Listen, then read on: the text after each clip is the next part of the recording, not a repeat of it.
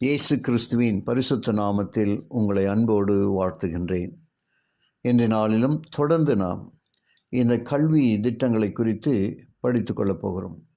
மகா அலெக்சாண்டர் யூதர்களை வென்றபோது பிரதான ஆசாரியனான யாதுவாவுடன் அலெக்சாண்டர் உறவை ஏற்படுத்தி கொண்டான்.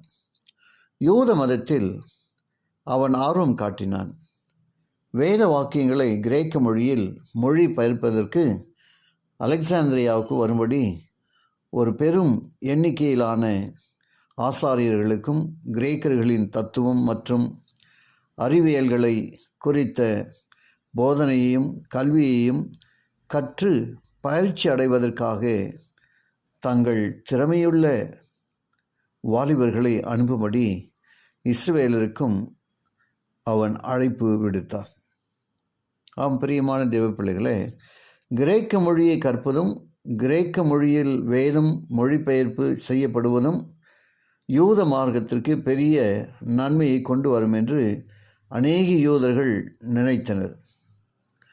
கிரேக்க கல்வி கிரேக்க மொழியை மட்டுமல்ல, அவர்களுடைய கலாச்சாரத்தையும் பழக்க வழக்கத்தையும் தத்துவங்களையும் சேர்த்து கற்றுக் கொடுத்தது.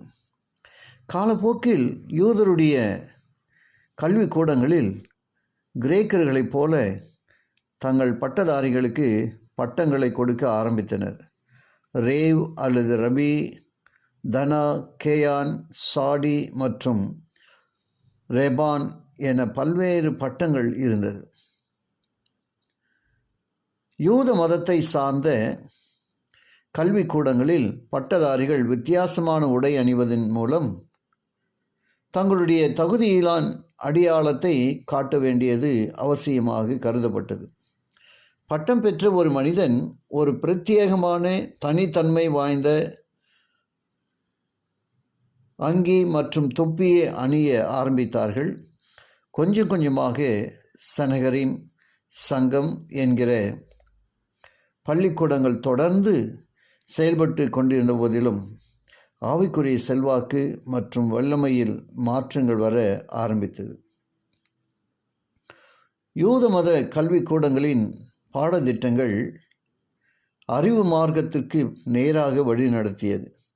மனிதர்களுடைய எண்ணங்களும் சடங்காச்சாரங்களும் தத்துவங்களும் அவர்களுடைய கல்வி திட்டங்களில் காணப்பட்டது.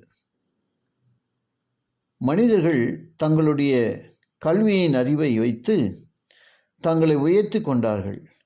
தேவனை பற்றிய எண்ணம் அற்றுப்போனது.